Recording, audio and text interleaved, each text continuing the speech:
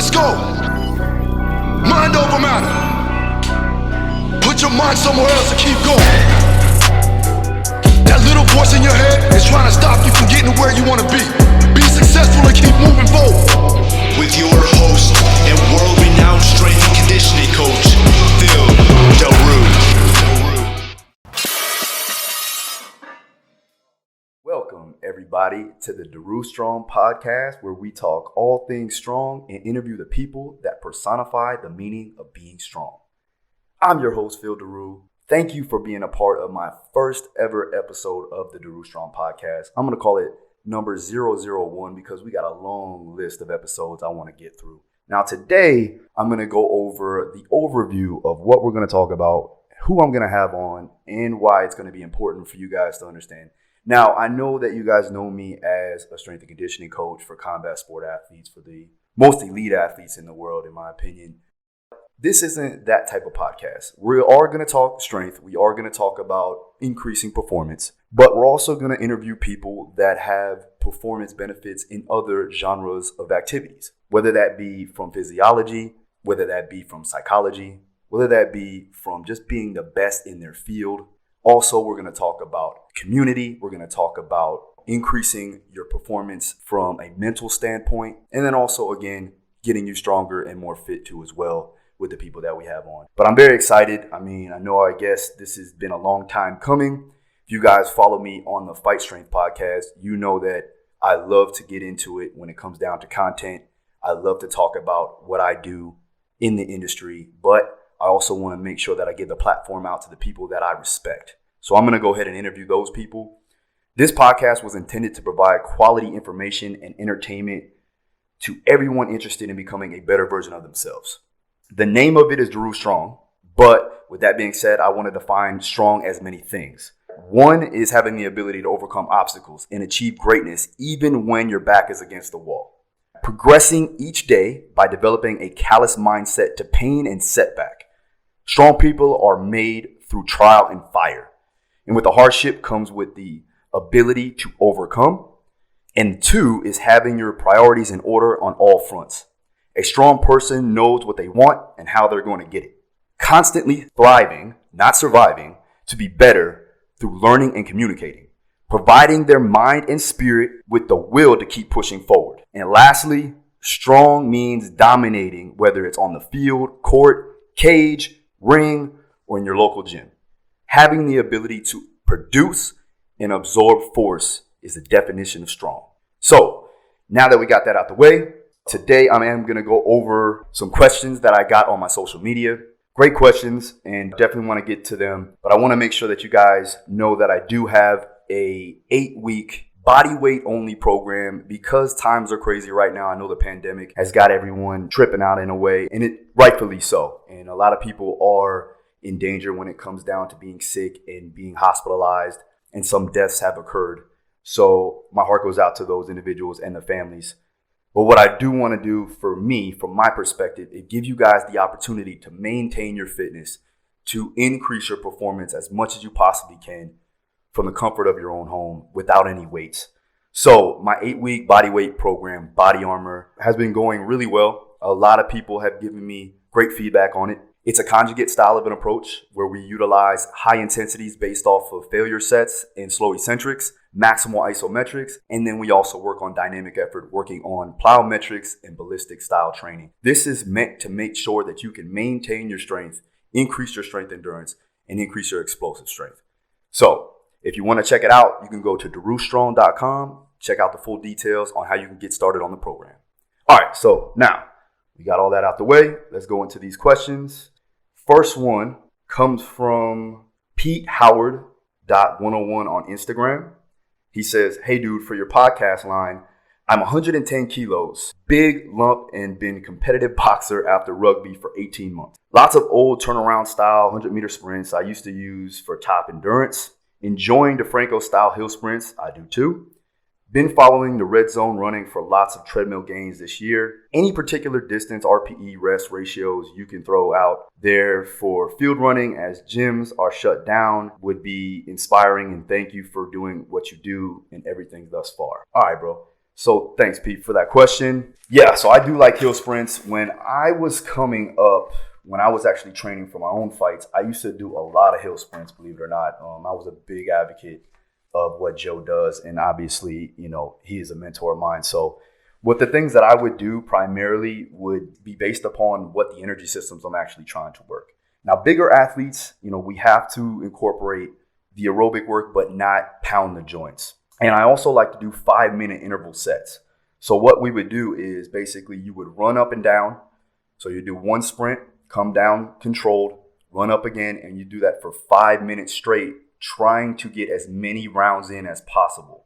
I would do that for up to 2 to 3 rounds, or I would do a 3-week wave where I would start off with 2 rounds, then 4 rounds, then 6 rounds, and then taper back off and restart the process again, trying to get more rounds in each 5-minute interval. Another thing that you can do as opposed to just running on the hills, I like to do contrast training with 50% of their 1 rep max with squats and hinges or pushes and pulls. Let's say, for instance, I have a 50% of my trap bar deadlift. Then I'm going to take 50% of my push jerk. And I'm going to go back and forth with 1 repetition, 1 by 1, for 5 minutes straight. What that's going to do is going to increase the aerobic capacity and mitochondrial density of the fast twitch fibers. It's going to increase your technical efficiency. And again, you're going to get that aerobic capacity worked into as well. Another great thing is that it doesn't pound the joints too much. It allows you to be explosive for a longer duration. Again, if you don't have access to a gym right now, weight room, I know times are crazy. What you could do is squat jumps and plyo push-ups. And I would do that for 5 to 10 minutes long, depending on your level of work capacity. And you can do that to increase your fast twitch fiber aerobic capacity. Another aerobic variation that I like to improve on for bigger guys is tempo assault bike intervals. And for that, you're working more of that aerobic power. You're working the higher levels of your VO2 max. And usually I'll do 2 minutes on and 2 minutes off with the recovery around 120 to 130 beats per minute for a 3-week pendulum wave, increasing the sets from 6, 8 to 10. So again, week 1 would be 6 reps. Week 2 would be 8 reps. Week 3, 10 reps, and then back off again. And then you want to retest your maximal aerobic power. Now, I have videos on how you can look at your maximal aerobic power, but basically how I measure it out is going on the assault bike, and you start off at about 160 watts for bigger guys. For females, you want to go about 120 watts. And then every 2 minutes, you're going to increase the wattage by about 50 to 60 watts. Now, you're going to go and increase that wattage every 2 minutes until you cannot or no longer sustain that wattage output. That will be your maximal aerobic power. And you also want to make sure if you have a heart rate monitor, I prefer a Polar H10 heart rate monitor. Go ahead and get that. Polar doesn't sponsor me or anything like that, but I do agree and I like their product. So I have all my athletes use that. And again, you can monitor where their heart rate is based off of their MAP. So after that, again, like I said, do those aerobic power intervals, 2 minutes on at 100% of your MAP, and then 2 minutes off, bringing your heart rate down to 120 to 130 beats per minute, right around zone 1, zone 2. And then again, do those sets. So I hope that helps. Now, let's go to the next question. Okay, this is from Michael 1.3.1.2 on Instagram. He says, how do you apply the triphasic training method to MMA? And how long do you focus on eccentric work? And how long do you focus on isometric work? And how long do you focus on concentric work? Thank you. Appreciate it. Okay, so first off, when I implement the triphasic system, it's to provide GPP or general physical preparedness, right? It's to provide technical efficiency of each exercise of what we call a tester lift or something that's going to have high correlation to the sport, something that has direct adaptations. So whether that be a Zercher squat, whether that be a good morning, a sumo deadlift, those are my main compound movements. But I want to work those movements in each individual movement tempo so that I can enhance the quality of that overall coordination, intramuscular and intramuscular, working on hypertrophy in a lot of ways, especially in the eccentric, and then also working isometrics to enhance strength in mini-max ranges or your weak points pretty much. So for about 12 weeks out, we start the triphasic model where I will do 2 weeks of eccentrics, 2 weeks of isometrics. And then after those 2 weeks of isometrics, we take a slight deload where I will go over assessment protocols based off of their power, their force production, their endurance, and we go through those assessments. And I got some videos on my YouTube if you want to check those out. And then after that, we go right into the condensed conjugate model where the focus is on straight concentrics, because now we're trying to increase force production and increase maximal velocities so that we can hit the force velocity curve as its entirety. Okay. Make sure when you're doing the eccentrics that skills training is brought down a bit because of the fact that they are going to get some delayed onset muscle soreness. They are going to be a little fatigued from that. It's very taxing. At the same time, when you're talking conditioning, I like to work some lactic power work in between there. And then on the off days, do some aerobic capacity or aerobic power to mitigate any type of maladaptation of mitochondrial density. So when you're talking about high lactic work, it usually combats with the aerobic capacity. So I want to make sure I offset that by doing some aerobic work. One, for restoration, and also to increase the capacity of your oxygen intake. So I hope that helped you there. Let's go to the next question. Okay, the next one is O'Reilly7402. He said, finished day 4 of Body Armor program and I'm loving it. Thanks, bro. I appreciate that. With the gyms closed, is it beneficial to take a break from weightlifting and focus on body weight, resistance bands, exercises to help improve mobility, flexibility, and help build and strengthen muscles not worked in general weightlifting? Thanks, Phil. Much love from Ireland. Thank you from Ireland. I appreciate that. Yeah, I mean, well, right now you can only do what you can do, and you have to control the controllables and not worry about the uncontrollable, and do what you can as far as getting you in shape and maintaining the strength that you've gained. If you can get some bands, I highly prefer you get some bands from like Elite FTS. I know that I always pitch them out there because their bands are the best. They always work for me. And then also, again, with the Body Armor program, it kind of goes through those specific tempos to allow you to get strength, to allow you to increase your endurance, and also improve on your explosive strength or explosive power. Yeah, I think that would be more important at this particular time just because of the fact that you don't have the weights to do the work that you need to do to cause that adaptation to happen. So yes, and then also work on your mobility. This is very important. Work on your mobility, increase the joint capillary space, increase your active end range control, because that's going to give you the prerequisites to do work once you get access to a weight room. So this is the time really, yes, you're right, that you want to start from the basics again and really build up your body from the ground up. A lot of people, when they start a weight training program, they skip the basics. And that's in anything really right now. I got a lot of guys that I see coming up in MMA and they want to jump to doing, highly technical moves, or in BJJ, they want to do, a Berimbolo roll into, like a go-go plata, but they don't even know how to do a standard armbar. So we need to make sure that you get the basics down, you understand the fundamentals, and then you can work on increasing that with higher level movements and weightlifting techniques. Okay.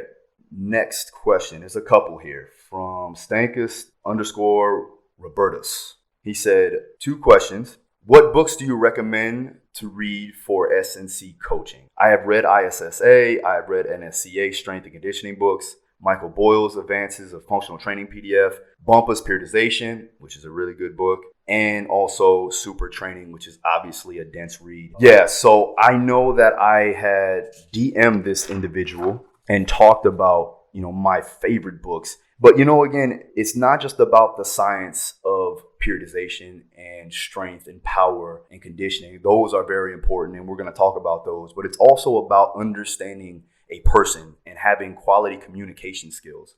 That's very important. So what we want to do is you first want to make sure that you have that baseline knowledge of science, and then you want to get on the floor and work with individuals so that you can properly communicate and work on that art of coaching that we talk about a lot. So the first one is going to be How to Win Friends and Influence People by Dale Carnegie. The reason why, like I said, is it allows you to understand how to properly communicate with an individual to get them to buy into the situation. Remember, they don't care how much you know until they know how much you care. So again, you want to make sure that you have proper communication skills, that you can converse with these individuals on a daily basis so that they can understand where you're coming from and they know that you care about them. So that book is really good to jump into so that you can find out the details there. All right, the next one is going to be Mastery by Robert Greene. I like Robert Greene's books. I know the 48 Laws of Power is a little dark, but I feel like that has some great gems in there, not for just understanding what people try to manipulate you to do, but also working the system in a way that's going to enhance your quality of life.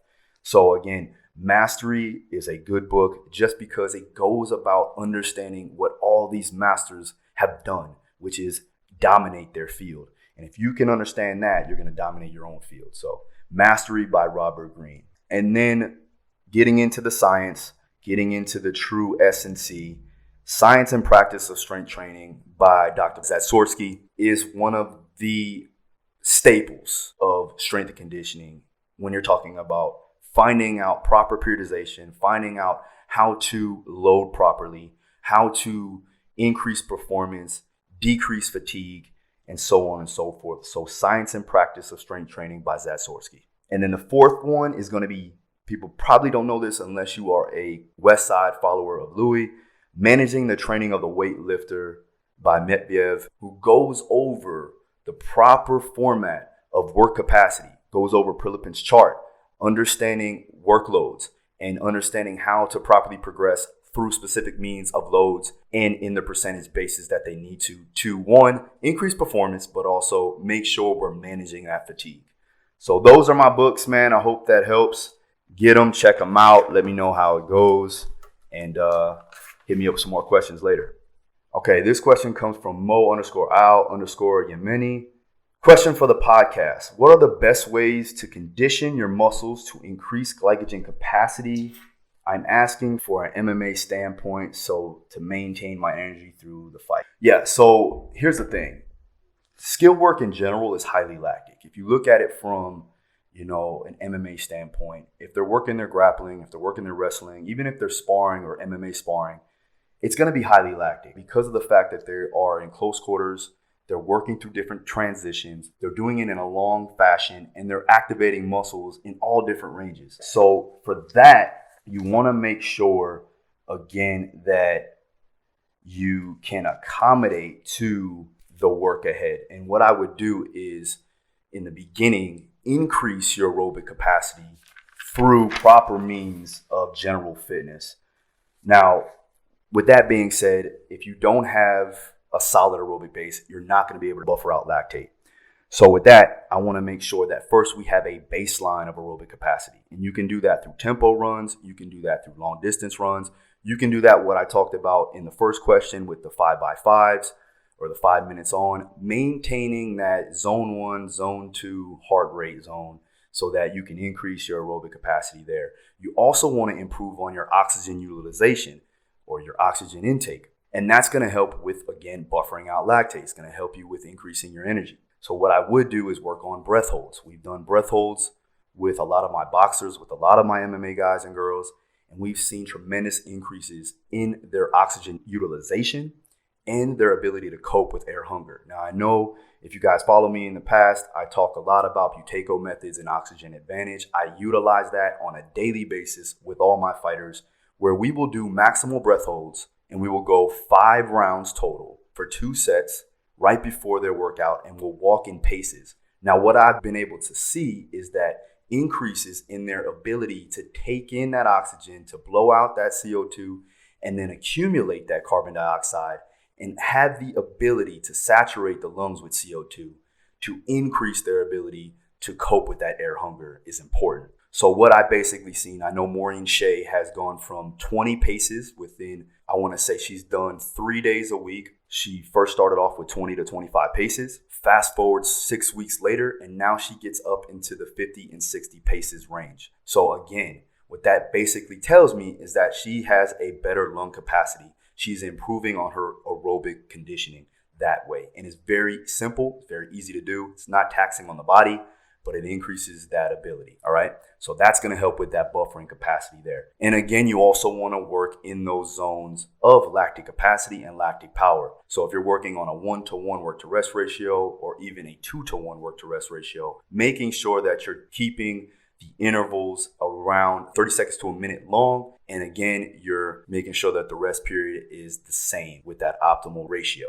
all right? Now, if you don't have the ability to work that in your skills training, then you have to fill gaps. So again, if my guys come in and they don't have a sparring session that day or a wrestling session that day that fills that void, well, then I'm going to go ahead and put them through some type of lactic capacity or power training to induce that response and fill that gap. So just remember that, all right? So I hope that helps for you. Next question is from Alex Wes Scott 123. Where do you stand on weekly volume load for strength and hypertrophy, i.e. optimal weeks, sets, and reps? And thank you for sharing your knowledge. I have a notebook full of your valuable information from your previous podcast.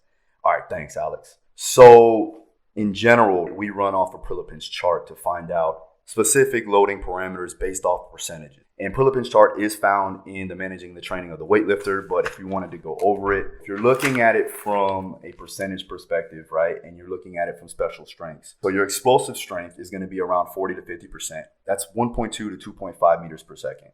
And what you want to make sure that you're doing is adequate amount of reps, an optimal amount of reps that you can do to enhance the performance in general. So you're looking at from 55 to 65%, you're looking at 3 to 6 reps. The optimal amount is going to be 24 repetitions. So you can manage out your sets and reps through that. 70 to 80% is around 3 to 6 reps.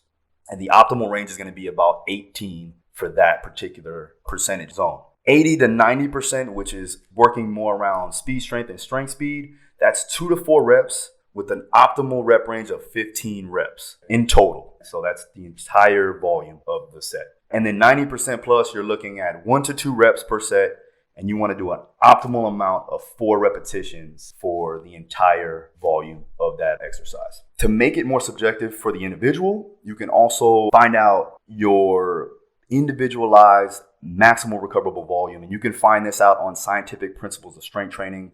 Juggernaut and Renaissance Periodization have a great book out. You should check it out.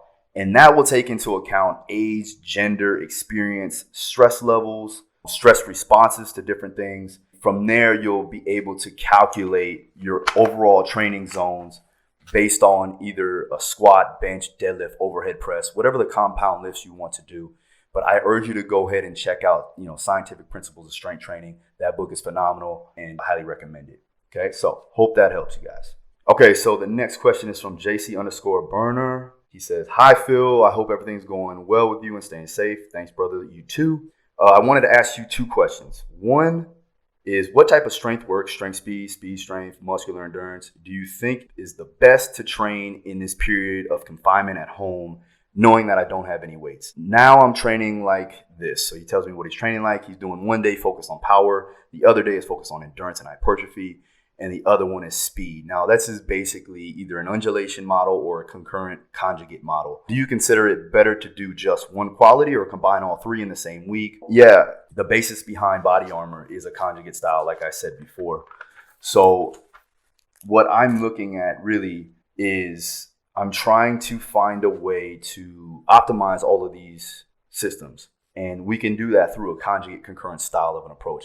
What I would do is work on your higher intensity days, spaced out every 72 hours, and then work on your dynamic work, right about 48 hours after that. So if you wanted to break it up into quadrants, if you wanted to go upper and lower, I would do an upper body high intensity day, followed 72 hours later or a lower body high intensity day, followed 72 hours by a high intensity or upper body high intensity day, and then follow that on 48 hours after, do a high dynamic day where you're working on explosive power, explosive strength, but also you can work on a little bit more quality of endurance with some accessory exercises too as well to bring up any weak lagging issues. And you would do that on the 4th and 5th day of upper or lower and then upper body. So hope that helps, brother. Again, with all of this being said, this has been a crazy time. We want to make sure that everybody is getting what they need to out of the situation when it comes down to performance and longevity and health. I do believe that we are going to grow stronger from this situation that we have here, this unfortunate situation. I know my kids are out of school. It's crazy on my wife right now. But we are going to get through this as a human race. I believe that if we stay strong and we keep on doing what we need to do and stay positive, we're going to come out the other side a lot stronger, a lot more knowledgeable about the situation and make sure that it doesn't happen again. All right, guys. So shorter episode this week because I wanted to get through the objective. I wanted to make sure that you guys understood what I was doing for this podcast. We are going to have some guests on. Next week, I'm going to have one of my main coaches that I actually came up with. If you guys follow me before, you know who I'm talking about. We're going to have him in the studio here. In my gym also, we're going to talk some shop and see what's going on with him now. Newly acquired things for him. Definitely leaving out the old and bringing in the new in a way, right? So excited for that. Again, thanks again for you guys who are watching on YouTube or are listening on any podcast network that we're putting this on. Thanks again. I will see you next time. Daru Strong Podcast, and I'm out.